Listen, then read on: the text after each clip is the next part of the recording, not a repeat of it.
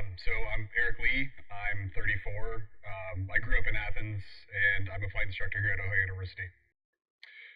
I've been a flight instructor since I think 2005. I didn't actually know what I wanted to do, and flying seemed like be something different each day, and I love it. Well, I grew up in Athens, so it made it easy to choose OU.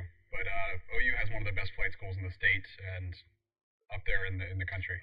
Probably my favorite memory of being a flight student was the first time I did solo maneuvers outside of just the runway itself, and basically got to choose where I went and got to choose what I did, and yeah, it's unforgettable. And then memories of OU in general, just all the friendships and connections that you make here.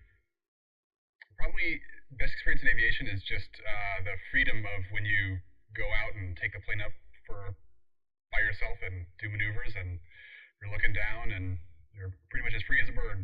And then I like OU. It's a good mix of small town feel, but there are still a lot of things to do around here, and we're a short drive from Columbus. So the students will usually flight instruct either here or at another flight school until they get enough hours for regional airlines to pick them up. So they need about 1,000 hours. And usually people leave here with 250 to 300. Probably the biggest obstacle for me and most students in general is just the overall cost. So it's not uncommon for people to leave here with over $100,000 in debt. Probably my biggest regret for my undergrad was not applying for more scholarships. I barely applied for any, and if you realize how much you can make in a scholarship and how many hours it takes, it's a pretty good hourly wage.